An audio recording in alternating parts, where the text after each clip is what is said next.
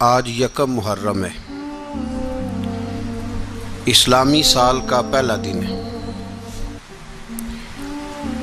اسلامی سال محرم سے شروع ہوتا ہے اور ذی الحج پہ ختم ہوتا ہے۔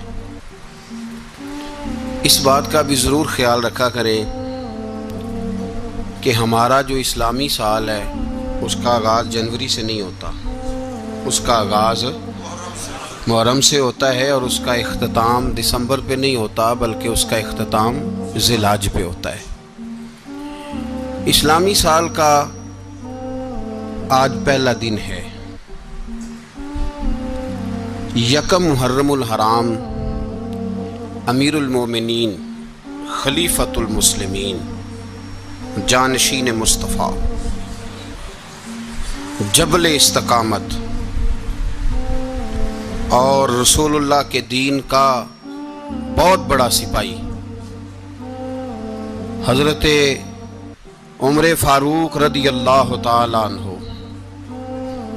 جناب عمر کا نام صرف کام نہیں، حضرت عمر کا نام انقلاب برپا کر دیتا ہے۔ حضرت عمر کا نام کفر کے ایوانوں میں جبر، ظلم، شرک کی وادیوں میں جب حضرت عمر کا نام بھی لیا جائے تو بے ایمان کانپنا شروع ہو جاتے۔ حضرت عمر فاروق رضی اللہ تعالی عنہ، حضرت عمر معمولی شخص نہیں، معمولی آدمی نہیں۔ کچھ لوگ صدیوں کے بعد پیدا ہوتے ہیں اور کچھ لوگ ایسے ہوتے ہیں جو ایک ہی بار پیدا ہوتے ہیں، ان جیسا دوسرا پیدا ہوتا ہی نہیں، دوسرا ان طرح کا پیدا ہوتا ہی۔ حضرت عمر رضی اللہ تعالیٰ عنہ جیسی شخصیات پیدا ہی نہیں ہوتی دوبارہ۔ سارے صحابہ در رسالت مآب پہ خود آئے۔ یہ وہ عظیم شخص ہے جسے اللہ کے محبوب نے اللہ سے مانگ کے لیا، کہا اے اللہ یہ مجھے دے دے، اللہ سے مانگ کے لیا ہے۔ اس لیے صوفیاء کہتے ہیں کچھ مرید ہوتے ہیں، کچھ مراد ہوتے ہیں، کچھ مرید ہوتے ہیں، کچھ مراد ہوتے ہیں۔ مرید وہ ہوتا ہے جو چل کے آتا ہے، آ کے مرید ہوتا ہے۔ مراد وہ ہوتا ہے جسے کہا جاتا ہے کہ یہ کبھی میرا بن جائے نا، یہ کبھی آ جائے نا، میرا بن جائے، اس کو مراد کہتے ہیں۔ حضرت عمر مصطفیٰ کریم کی مراد ہیں، حضور کی مراد ہے۔ اللہم اعز الاسلام بے اسلام عمر ابن خطاب، اے اللہ اسلام کو عزت دے دے، میرے عمر کو کلمہ پڑھنے کی توفیق عطا فرما دے۔ اور کیسے دعا مانگی؟ او یار حضرت عمر کی تو اس فضیلت کا کوئی جواب نہیں دے سکتا، میرے رسول پاک علیہ السلام سب کے لیے ہی دعا مانگتے ہیں نا، حضور کی دعا عام ہے، لیکن مصطفیٰ کریم نے کعبے کا غلاف تھام لیا اور غلاف کعبہ کو حضور نے سینے سے لپٹایا اور سینے سے چمٹا کے کہا اے اللہ میں نے تو کبھی سوال ہی زیادہ نہیں کیے، میں کرنے آیا ہوں، مجھے عمر دے دے، عمر دے دے۔ حضور نے مانگ کے لیا۔ اور پھر جب جس کو حضور مانگے اللہ سے، کہ حضرت عمر رضی اللہ تعالیٰ عنہ کا آج یوم شہادت ہے، میرا تو دل کرتا تھا کہ فجر سے باتیں شروع ہوں اور سارا دن ہی عمر کی باتیں ہوتی رہیں، سارا دن جناب عمر کی باتیں، سارا دن، اس لیے کہ ذکر جناب عمر کا ہوگا پر راضی اللہ کے رسول ہوں گے صلی اللہ، تو جاگ کے بیٹھیں، خوش ہو کے بیٹھیں۔ ہمارے ہاں منایا ہی نہیں جاتا، بابے اللہ کی ساؤن بھادروں اسو کتا تے منڈے جنوری فروری، تو اسلامی سال بھی گیا اور وہ تاریخیں بھی ساری گئیں۔ یکم محرم امت مسلمہ کے لیے بہت بڑا دن ہے، بہت بڑا دن۔ یہ شہادت ہے حضرت عمر فاروق کی رضی اللہ تعالی عنہ۔ یہاں چھوٹی چھوٹی باتوں پہ گورنمنٹ چھٹی کرتی پھرتی ہے، چھوٹی چھوٹی باتوں، الیکشن ہو گیا تو چھٹی،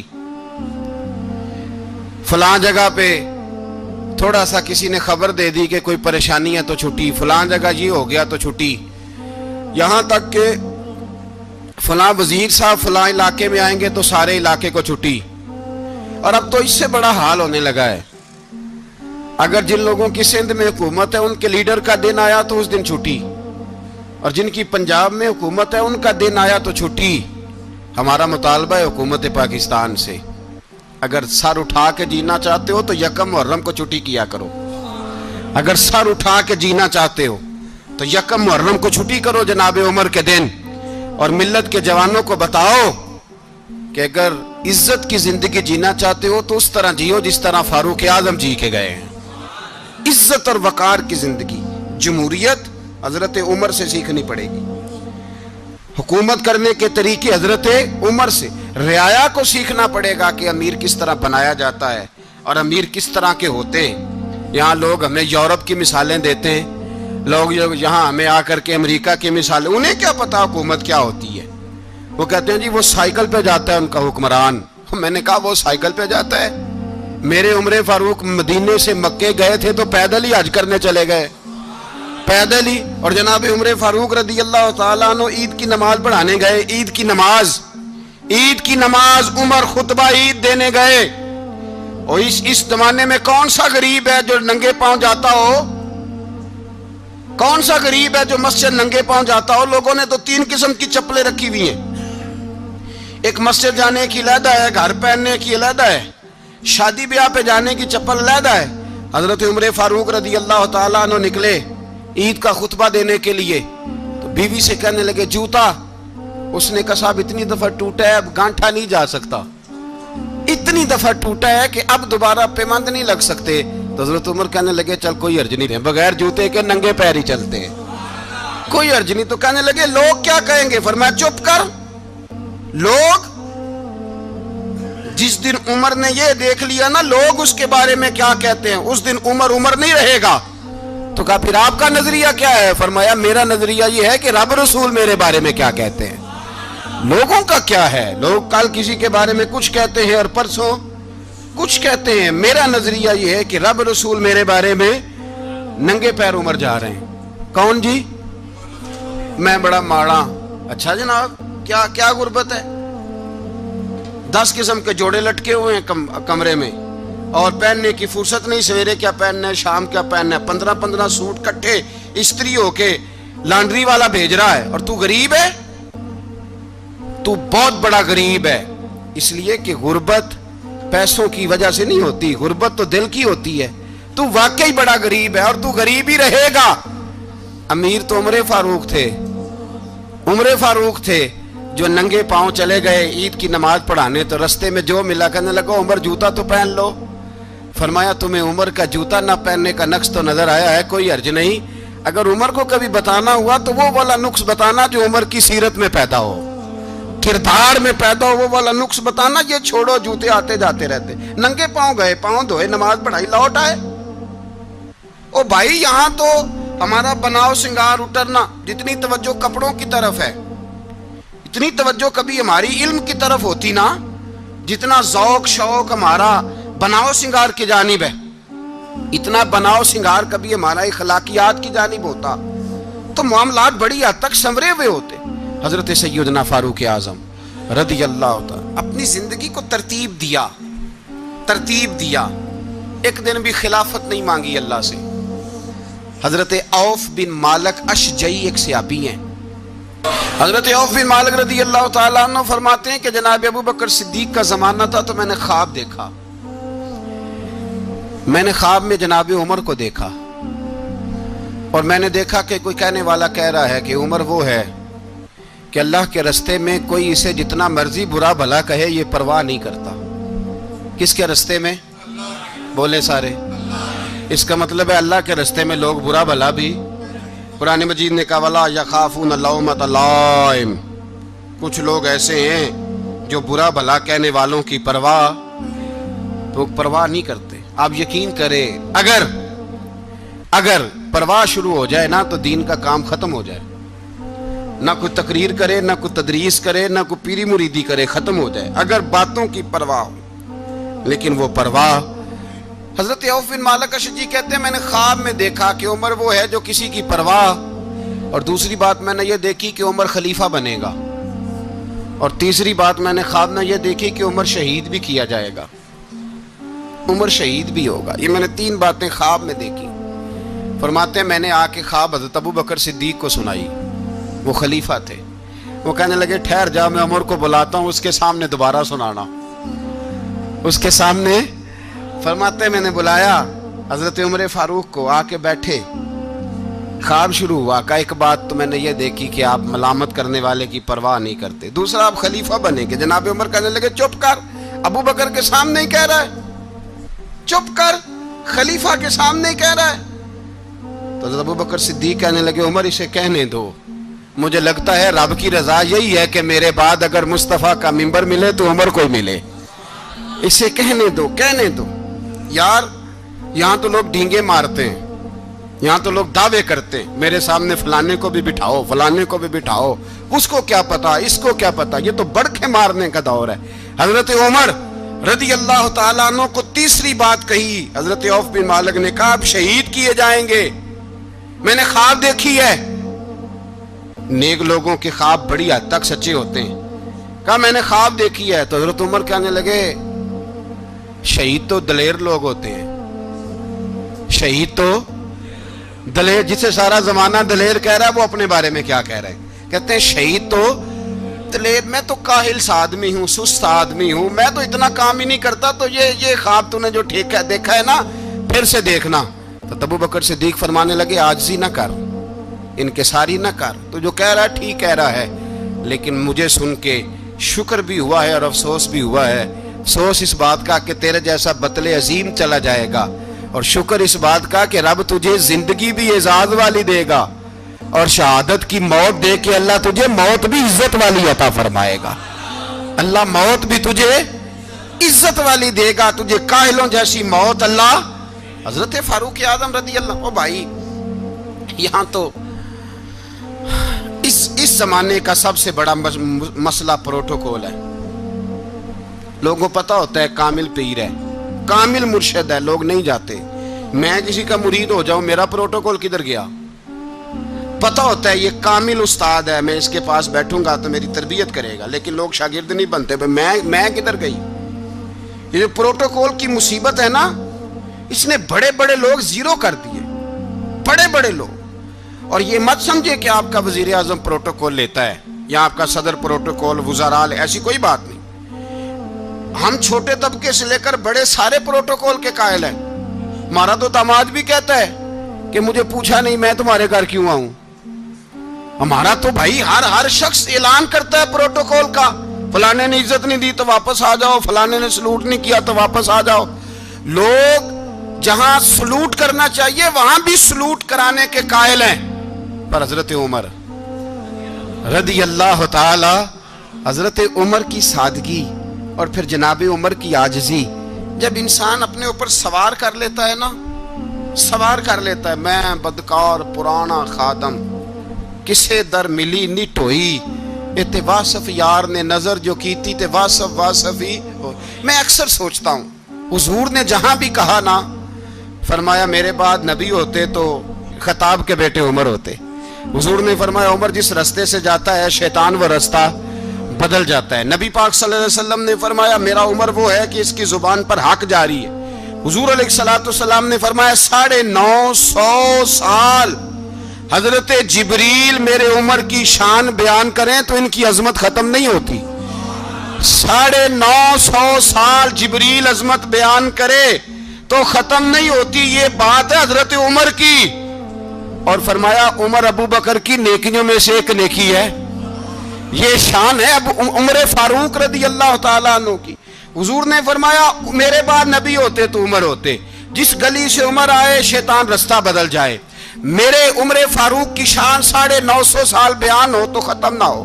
عمر کی زبان پر اللہ حق بیان کرتا ہے, جو عمر کہتا ہے وہی رب کر دیتا ہے. حضور ساری زندگی فضیلتیں بیان کرتے رہے, عمر جواب میں کیا کہتے ہیں؟ کوئی بتائے نا کہ یہ والی حدیثیں کبھی عمر نے بھی روایت کی ہوں کہ حضور نے میرے بارے میں یہ کہا ہے.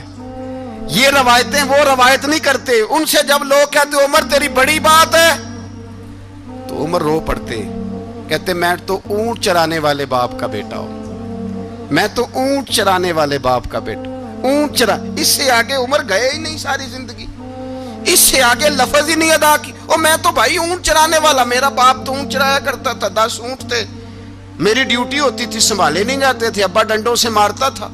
सारी जिंदगी उम्र हाज करने गए, एक खुश्क तना खजूर का उमर फारूक रदी अल्लाह ताला अन्हु ने उसको अपने कलावे में लिया, रोने लगे। लोगों ने कहा उमर क्या हुआ? फरमाने लगे यहाँ मैं ऊंट चराया करता था, यहाँ मैं ऊंट चराता था, 10 ऊंट संभाले नहीं जाते थे। देखो रसूलुल्लाह की शान, आज सारी उम्मत चलाने का तरीका अता फरमा दिया है।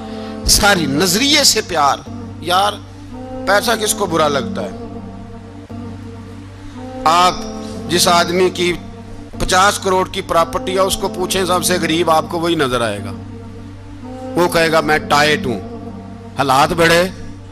मैं कई बार पूछे उन्होंने, मैं कहे तो तर्जमा भी 10 छड़ो की, हमें तो समझ नहीं आती। और टाइट हालात कौन से होते हैं जी?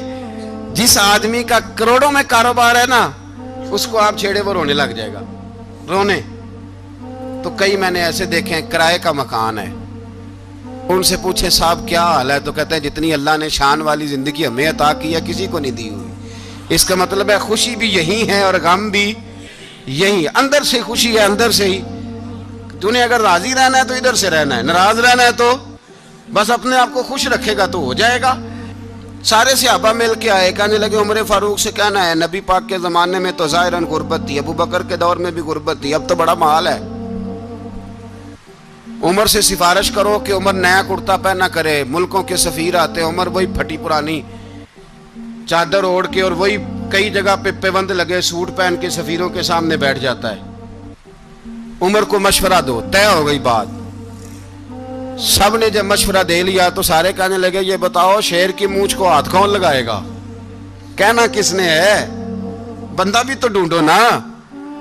ने कहा जनाब मेरा ये ख्याल है कि मौला अली शेर खुदा कहेंगे, क्योंकि जिस शख्स की उम्र को सबसे ज्यादा हया करते देखा वो शेर खुदा मौला अली है रदी अल्लाह ताला। अली कहेंगे इसलिए कि जनाब अली तो कई दफा जब गुफ्तगू करते थे तो हजरत उमर चुप कर जाते थे और फरमाते थे अली ना होता तो मैं हलाक हो जाता। तो कहा अली से कहो। जनाब अली शेर खुदा को बुलाया, किस काम के लिए जी? अल्लाह अकबर। ये जरा आपने इस दौर पे इस बात को जरा लाका जनाब उनसे कहें कि ज्यादा नहीं, एक कुर्ता नया पहन ले। सफीर आते हैं, वजीर आते हैं तो एक कुर्ता नया पहन ले। हजरत अली को बुलाया, आप फरमाने लगे कोई और बात होती तो मैं कह देता, ये वाली मैं नहीं कह सकता। कोई और होती तो मैं उमर को कई दफा कह देता हूं, जलाल में भी तो सुन, ये वाली मैं नहीं कह सकता। मैं तुम्हें एक मशवरा देता हूं। कहा वो क्या? कहने लगे सैयदा आयशा सिद्दीका से कहो, वो मोमिनों की माँ है, उमर टालेगा नहीं। अम्मा जी से जाके कहा अम्मा जी नया कुर्ता उमर से कहें पहन ले। वजीर आते हैं, बड़े बड़े लोग, तो चलो कोई अर्ज नहीं। अम्मा जी ने कहा अच्छा कोई बात नहीं, मैं बुला लेती हूँ। जनाबे आयशा ने पैगाम भेजा। जब खादम ने कहा ना मुस्तफ़ा के घर से पैगाम आया है, तो 20 लोग बैठे थे। उमर कांपते हुए उठे, कांपते दौड़े। हजरत आयशा पर्दे में थी तो फरमाती हैं उमर अत्ताहियात की हालत में बैठ गए। कहा अम्मा जी देर तो नहीं हो गई मुझे आने में? कहा नहीं, टाइम पे आ गए हो। किस लिए बुलाया था? कहा उमर देखो गुर्बत के मामलात और होते हैं, जब अल्लाह आसानी दे तो कोई चीज़ इस्तेमाल करना हराम नहीं होती, अगर हराम है तो बताओ। कहा नहीं अम्मा जी हलाल ही है। तो फरमाया फिर इतने सफ़ीर आते हैं, मुशीर आते हैं, अब तो माले गनीमत बड़ा आता है, ढेर लग जाते हैं मस्जिद में, तो चल एक नया कुर्ता तुम भी पहन लिया करो। और आप नया कुर्ता पहनोगे तो धाक बैठेगी गैरों पर। तो सहाबा का मशवरा है कि आप नया लिबास पहने। अम्मा जी कहती है मैंने हुक्म दिया तो उमर चुप कर गए, गर्दन झुक गई। थोड़ी देर के बाद सैयदना उमर फारूक ने सर उठाया तो दाढ़ी पे आंसू गिर रहे थे, रो पड़े। कहने लगे पाक महबूब की पाक बीवी, जैसे हुक्म करती हो मैं हाजिर हूँ, पर मुझे वो वाला लिबास पहनाना जो मेरे मुस्तफ़ा ने पसंद फरमाया है। अगर ये रंग रसूल पाक का है तो मैं हाजिर हूँ, और अगर नबी पाक का नहीं तो फिर जैसे आप हुक्म करें। जनाब आयशा कहते हैं उमर रोए तो मैं ज्यादा रोई, मेरा पल्लू भीग गया आंसुओं से। मैंने कहा उमर आप जाइए। उमर यूं निकले तो जो सहाबा खड़े थे वो कोने में थे, सारे आ गए। کہا اماں جی کیا بناؤ؟ فرمایا بھائی تم سب جو باتیں کہتے ہو وہ اپنی جگہ ٹھیک ہیں، پر عمر جو بات کرتا ہے وہ سب سے زیادہ ٹھیک ہے۔ عمر جس پہلو پر بات کرتا ہے وہ، یار ایسی عاجزی، ایسا رنگ، ایسا انداز، ایسا طرز حیات، ایسی زندگی۔ اولاد کے معاملے میں لوگ بزدل ہو جاتے ہیں، بزدل، پر حضرت عمر کا بیٹا مصر گیا، وہاں سے کمائی کر کے لایا، تجارت کرنے گیا، لاکھوں کا مال۔ کون سا باپ ہے دنیا میں جس کا بیٹا باہر سے پیسے لے کے آئے تو ابا تفصیل پوچھے کہ بیٹا کہاں سے کمائے، کہاں سے لایا، کتنے ملے، کیوں آئے؟ کون سا باپ تفصیل پوچھتا ہے؟ ابا تو کہتا ہے لا صحیح، اور تعریفیں کرتا ہے میرا بیٹا بڑی کمائی کرتا ہے۔ کبھی پوچھا ہے اس سے کہ ڈیوٹی صحیح دیتا ہے کہ نہیں؟ کبھی پوچھا ہے کہ تو ایمانداری کی روزی لاتا ہے کہ حرام کی کماتا ہے؟ یہ باپ کی ذمہ داری ہے، یہ اماں کی ذمہ داری ہے۔ پھر کہتا ہے بیماری کیسے آ گئی، پریشانی کیسے آ گئی؟ تو نے کبھی سوال کیا اپنی اولاد سے؟ حضرت عمر فاروق رضی اللہ تعالیٰ عنہ کا بیٹا مصر سے پیسے کما کے لایا تو جناب عمر نے بلایا، فرمایا بیٹے اتنی تو تیرے پاس راس ہی نہیں تھی، تھوڑے سے تو پیسے لے کے گیا تھا، اتنی کمائی کیسے ہو گئی؟ اتنے تو پیسے نہیں تھے صاحب، کہاں سے کمائی لائے؟ اس نے کہا ابا جی وہ جو میرے چچا ہے نا مصر کے گورنر، آپ کے دوست، انہوں نے میری مدد کی ہے۔ فرمایا جتنے لوگ گئے تھے سب کی ہے مدد اس نے؟ کہا نہیں صرف میری کی۔ فرمایا تیری کیوں کی؟ تیری کیوں کی؟ کہا حضور آپ کے دوست ہیں۔ فرمایا چپ کر، حضور انہوں نے مجھے اتنے پیسے دیے، میں نے کاروبار میں ڈالے تو نفع آیا تو میں ان کی رقم دے کے۔ فرمایا خاموش ہو جا، باقی جتنے لوگ گئے تھے سب کی مدد کی اس نے؟ کہا نہیں حضور صرف میری کی۔ فرمایا اس نے تیری مدد نہیں کی، اس نے خلیفہ کے بیٹے کی مدد کی، اس لیے کہ وہ خلیفہ کو اپنے حق میں نرم کر سکے۔ فرمایا آدھا مال تیرا ہے، آدھا مال غنیمت کا ہے، مال خزانہ کا ہے، مسلمانوں کا ہے، اس لیے کہ تو جو وہاں سے مال کما کے لایا ہے وہ اپنے باپ کے خلیفہ ہونے کی وجہ سے کما کے لایا ہے، لہذا رکھ ادھر۔ یہاں کہتے ہیں کدھر سے آیا، کیسے آیا، کون سا حساب دیں، کیا کریں؟ او بھائی حضرت عمر رضی اللہ تعالیٰ عنہ کا اپنی اولاد کے بارے میں یہ رنگ ہے۔ ایک جنگ سے نا خوشبو آئی، خوشبو بڑی مہنگی ہوتی تھی، عرب میں خوشبو آج بھی بڑی مہنگی ہے، وہ زیادہ استعمال کرتے ہیں۔ میری باتوں کی سمجھ آ رہی ہے میرے بھائیوں؟ بڑی مہنگی خوشبو تھی۔ جب وہ خوشبو آئی تو حضرت عمر نے کہا، گھر میں پہلے پہنچی حضرت عمر کے، چونکہ زیادہ عورتیں استعمال کرتی تھی گھر کے اندر خوشبو، مرد بھی لگاتے تھے۔ حضرت عمر نے اپنی بیوی سے کہا، آپ کی زوجہ تو تھی وہ بڑی خوشبو کو پسند کرتی تھی۔ حضرت عمر نے اپنی زوجہ سے کہا کہ خوشبو لاؤ، میں نے ایک عورت کی ڈیوٹی لگائی ہے، وہ خوشبو تول کے نا تو بھائیسا برابر صحابہ میں بانٹ دے گی۔ تو آپ کی زوجہ کہنے لگی کسی بی بی کی ڈیوٹی لگانے کی کیا ضرورت تھی، میں جو موجود تھی میں بانٹ دیتی ہوں تول کے بھائیسا برابر۔ آپ نے فرمایا نہیں تو رہنے دے، وہ فلانی بی بی بانٹے گی۔ کہا حضور میں نے بھی بانٹنی ہے، میرے پہ کچھ حق ہے؟ آپ نے فرمایا نہیں تو تفصیل نہ پوچھ، تو خوشبو دے دے، کوئی اور بانٹے گی۔ خاتون خانہ تھی نا، کہنے لگی نہیں مجھے بھی آج آپ کو بتانا ہی پڑے گا کہ کوئی جو بانٹ سکتی ہے تو میں کیوں نہیں بانٹ سکتی؟ زوجہ کہتی عمر نے بات کی تو میری چیخیں نکل گئی۔ حضرت عمر فرمانے لگے جب تو خوشبو بانٹے گی نا تیرے ہاتھوں کو بھی لگے گی، تیرے دوپٹوں کو بھی لگ جائے گی۔ اگر رب کریم نے مجھ سے سوال پوچھا کہ عمر خوشبو تو مسلمانوں کی تھی، تیری بیوی کے دوپٹے کو کیوں لگ گئی، تو میں اللہ کے حضور کیا جواب دوں گا؟ اگر اللہ نے یہ سوال کیا کہ تیری بیوی نے کیوں لگائی، وہ تو حصہ تھا مسلمانوں کا، تو نے تیری بیوی نے کیوں لگائی؟ تو فرمایا میں نہیں چاہتا کہ اللہ کے حضور مجھے اور تجھے باز پرس ہو، لہذا کسی اور کو بانٹنے دے۔ زوجہ روئی اور تڑپ کے کہنے لگی عمر مجھے لگتا ہے صبح قیامت بھی تیری بیوی ہونے کی وجہ سے اللہ مجھے جنت عطا فرما دے گا، تیری زوجہ ہونے کی برکت سے۔ بھائی یہ معیار رکھا، خدا کی قسم ایسا شخص تاریخ میں دوبارہ نہیں آیا۔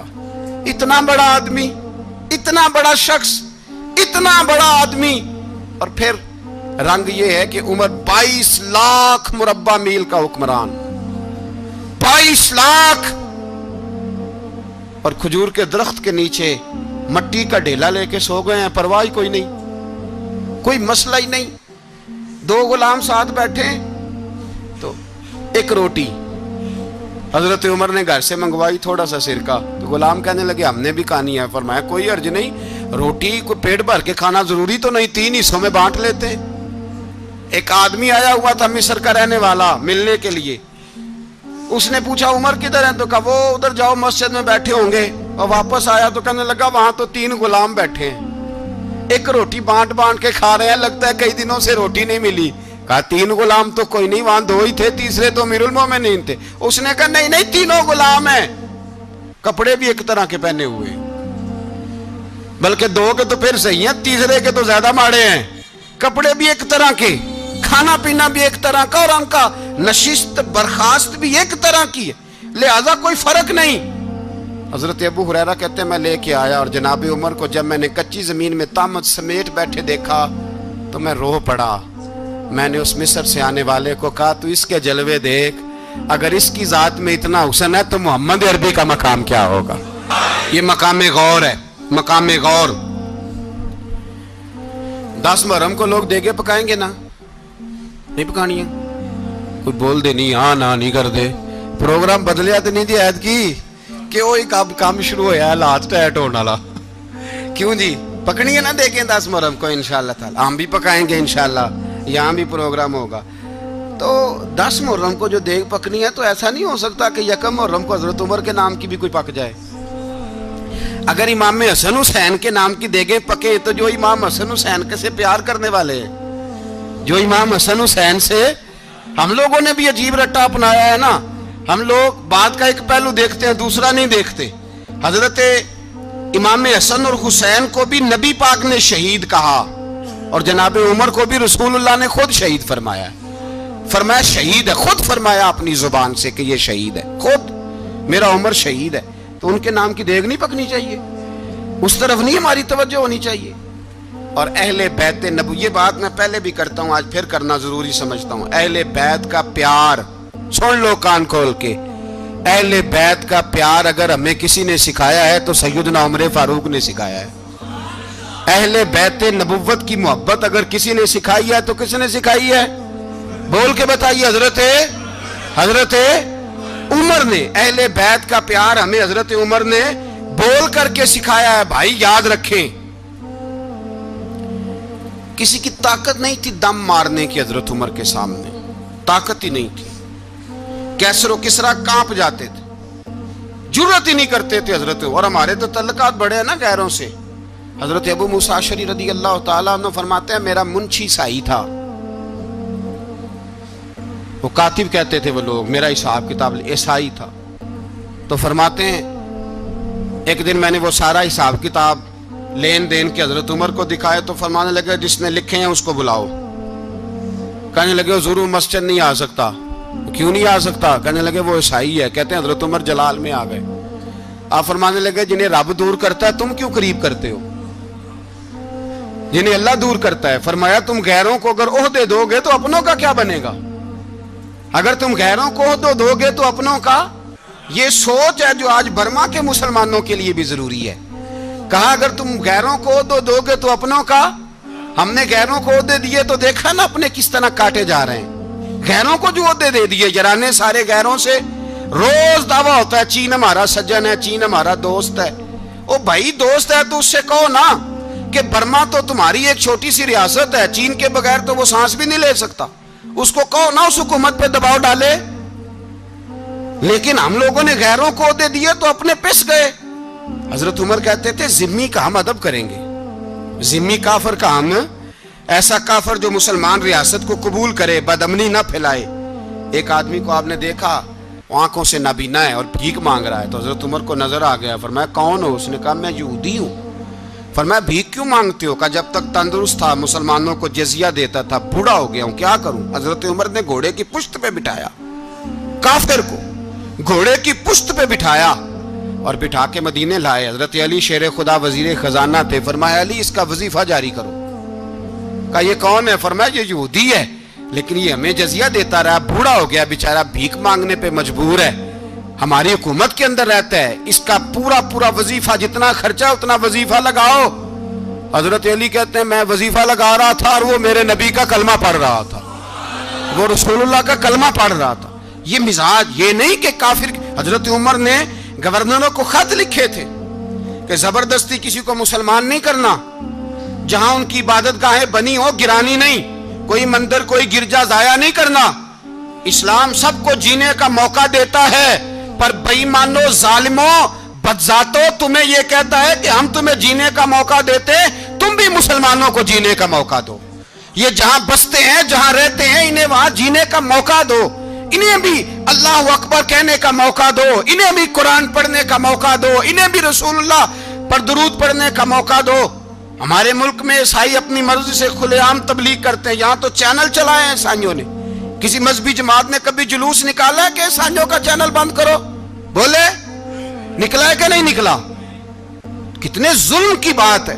ہم جب غیر کو اتنا تحفظ دیتے ہیں، اتنا تحفظ دیتے ہیں، ہم نے دیکھا ہے، مجھے بیسیوں لوگوں نے عید پہ ٹیلی فون کیے کہ عیسائیوں کو قربانی کا گوشت دے لیں، مجبور ہیں جی، دروازے پہ آ گئے ہیں، ہمارے کام کاج کرتے ہیں۔ بیسیوں لوگ، عام آدمی کے دل میں ان کا اتنا جذبہ ہے، وہ مسائل کا بیان کرنا ایک علیحدہ بات، لیکن ہمارے دل کافر کے حق میں بھی نرم ہو جاتے ہیں۔ تم کس قدر زیادہ بے ایمان ہو اور کفر کس قدر زیادہ ذلیل ہو گیا ہے کہ مسلمان کے حق میں نرم ہوتا ہی نہیں، اور اس سے بڑے ذلیل وہ ہیں جو ان ذلیلوں کے سپورٹر ہیں، وہ کسی عرب ملک کے حکمران ہو یا کسی اور جگہ کے، وہ بڑے ذلیل ہیں جو ان ذلیلوں کے سپورٹر ہیں، جو برما کی بچیوں کے قتل پر اپنی حکومتیں چمکا رہے ہیں، انہیں شرم نہیں آتی۔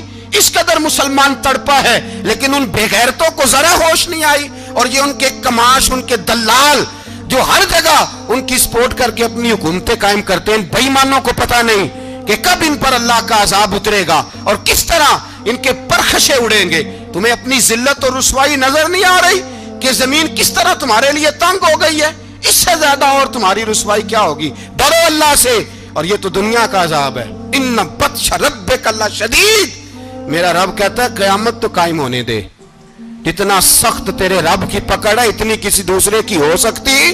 یاد رکھیں اور تھوڑا احتیاط کریں ہم سب لوگ بھی، جو ہم لوگ آدھی زبان بول کے بھی ان کی سپورٹ کرتے ہیں۔ اب شرم آنی چاہیے ہمیں ان حکومتوں کی سپورٹ کرتے جو مسلمانوں کی لاشوں کے اوپر حکومتیں قائم کرتے ہیں، شرم آنی چاہیے۔ بہرحال بات دور نکل جائے گی اور میں اپنے مضمون پہ رہتا ہوں۔ اہل بیت کا پیار اگر سکھایا ہے تو جناب عمر نے سکھایا ہے رضی اللہ تعالی عنہ۔ امام حسن ملنے، آپ یقین کریں میں جب اس واقعہ کو پڑھتا ہوں تو میرا دل جھوم جاتا ہے۔ میں کہتا ہوں یار ڈاڈا ہونا اپنی جگہ پہ، عشق ہونا اپنی جگہ پہ، انسان کا باوقار ہونا اپنی جگہ، جہاں کھڑے ہونا تھا وہاں یہ کھڑے ہوتے تھے، اور جہاں جھکنا تھا وہاں یہ ان لوگوں میں اقبال نے کہا تھا تیری نگاہ ناز سے دونوں مراد پا گئے، عقل غیاب و جستجو عشق حضور و اضطراب۔ جہاں اگر آیا ہے سامنے کیسر و کسرا تو عمر جیسا دلیر کوئی نہیں، اگر سامنے آیا ایران کا بادشاہ تو عمر جیسا تگڑا کوئی نہیں، اگر آیا ہے سامنے غسان کا بادشاہ تو عمر جیسا عادل کوئی نہیں، لیکن اگر علی کا بیٹا آیا ہے، اگر فاطمہ کے لال پارے آئے ہیں تو پھر فاروق اعظم سے جیسا محب کوئی نہیں، پھر ان سے جیسا پیار کرنے والا کوئی نہیں۔ اندر بیٹھے ہیں جناب عمر، اندر تنہائی میں کچھ وزیروں سے گفتگو ہو رہی ہے، میٹنگیں جاری ہیں۔ آپ کے بیٹے ملنے آئے جناب عبداللہ ابن عمر، ابا جی ملنے آئے، بات ٹھہرو بات کر رہا ہوں، کوئی نہ اندر آئے۔ صاحبزادہ باہر کھڑا ہے، تھوڑی دیر گزری تو امام حسن بھی آ گئے۔ کون آئے؟ آپ کو جو ملے گا امام صاحب کا نام لینے سے، وہ سردار ہیں جنتیوں۔ کون آئے؟ سارے بولیے امام حسن، تیری نسل پاک میں ہے بچہ بچہ نور کا، تو ہے نے نور تیرا سب گھرانہ۔ امام حسن آئے تو حضرت عبداللہ ابن عمر کو دروازے پہ کھڑے دیکھا، کہا امیر المومنین کہاں ہیں؟ کہنے لگے حضرت عمر کے بیٹے، کہنے لگے وہ اندر بیٹھے، کچھ میٹنگ ہو رہی ہے، اور انہوں نے کہا کوئی اندر نہ آئے، لیکن آپ جانا چاہیں تو چلے جائیں، آپ جانا چاہیں تو، تیری نسل پاک میں ہے بچہ بچہ نور، آپ جانا چاہیں تو چلے جائیں۔ تو انہوں نے کہا جب آپ باہر کھڑے ہیں تو مجھے کوئی اتنا ضروری کام نہیں، اور ابھی زور کی نماز تھوڑی دیر میں ہوگی، میں مسجد میں مل لوں گا امیر المومنین سے۔ یہ بات کہہ کے امام حسن چلے گئے۔ یار اتنی بڑی بات نہیں تھی، اتنی بڑی بات نہیں تھی۔ وہ میرے استادوں کا بیٹا بھی آیا تو کہا ٹھیک ہے جی وہ سوئے ہوئے ہیں، کوئی غرض نہیں یار میں ٹھہر کے آ جاؤں گا, کوئی بڑی بات نہیں تھی, دیکھا جائے تو بڑی بات نہیں تھی, پر بات بہت بڑی تھی اس لیے کہ یہ خالی حسن نہیں, یہ حسن ابن علی ہے, یہ حضرت فاطمہ کے لخت جگر. حضرت عمر باہر نکلے, عبداللہ ابن عمر سے پوچھا کوئی آیا تو نہیں؟ تو کہا حضور امام حسن آئے تھے. تو کہا پھر شہزادے کو اندر کیوں نہیں بھیجا؟ کہا میں نے کہا تھا. وہ کہنے لگے اگر امیر المومنین مصروف ہیں تو میں ظہر میں مل لوں گا. حضرت عمر رونے لگے, فرمایا بیٹے تو نے اچھا نہیں کیا. پھر مسجد نہیں گئے, سیدھے امام حسن کے دروازے دستک دی. امام حسن باہر آئے, کہا شہزادے آئے تھے تو ملے کیوں نہیں؟ تو امام حسن کہنے لگے حضور آپ کا اپنا بیٹا دروازے پہ کھڑا تھا, آپ کا اپنا بیٹا دروازے پہ کھڑا تھا, اور منع بھی کیا تھا آپ نے تو میں زور میں مل لیتا. حضرت امام حسن فرماتے جوش جذبات میں جناب عمر نے سر سے پگڑی اتار دی, جوش جذبات میں. کہنے لگے حسن میرے بیٹے کا اور آپ کا کیا مقابلہ؟ کیا اس کی ماں کا نام فاطمہ الزہرا ہے؟ کیا اس کی نانی کا نام خدیجۃ الکبریٰ ہے؟ کیا اس کے نانے کا نام محمد مصطفیٰ ہے؟ آپ کا اور اس کا کیا مقابلہ؟ پھر رو پڑے اور کہنے لگے بیٹے میں مکے کے صحراؤں میں اونٹ چرایا کرتا تھا, یہ جو میرے سر پر عزت کے بال ہیں یہ تیرے نانے کے اگائے ہوئے, میں مکے کے خبردار شہزادے خبردار. او بھائی اہل بیت نبوت کے ادب کا رنگ اگر سکھایا ہے تو سیدنا عمر نے سکھایا ہے. حضرت عمر فاروق اتھارٹی ہے, اسلام کی اتھارٹی. یکم محرم حضرت عمر کی شہادت ہے. یہودی بول اٹھا, کافر بول اٹھا, اگر 6 مہینے عمر دنیا میں اور رہتے تو دنیا میں کوئی کافر موجود نہ ہوتا. 6 مہینے. اور جب اس بطل جلیل کا جنازہ اٹھا, اللہ بخاری پڑھیے نا, اللہم ارزقنا شہادت فی سبیلک, اللہ بسترے کی موت نہ دینا, شہادت کی دینا. عمر شہید ہوئے, مسجد نبوی میں نماز پڑھاتے, اور جب جنازہ اٹھا تو مدینے کا پھر پیچھے جو دلیر بچے وہ مولا علی تھے. مولا علی جناب عمر کا جنازہ اٹھا تو سب سے پہلی ہائے جو نکلی وہ حضرت علی کی زبان سے نکلی, اور حضرت علی ساری داڑھی آنسوؤں سے بھر گئی. لوگوں نے کہا کہ علی کیا ہوا؟ فرمانے لگے تم دیکھ نہیں رہے جنازہ کس کا اٹھا ہے, پلٹ کے دیکھو تو صحیح, تم پتہ نہیں یہ کون گیا ہے. کہ حضور کیا ہوا؟ اب فرمانے لگے عمر اس طرح کے کام کر کے گیا ہے, اب ان کے رستوں پہ کون چلے گا؟ کون اس کے جگر راہ وفا میں نقش ایسے چھوڑ آیا ہوں, میں جس منزل سے گزرا ہوں وہ اب تک یاد کرتی ہے. حضرت علی حضرت عمر کے جنازے پہ کھڑے ہو کے کہتے ہیں اللہ مجھے اس طرح کے عمل کرنے کی توفیق دے جس طرح کے عمر کر کے گیا.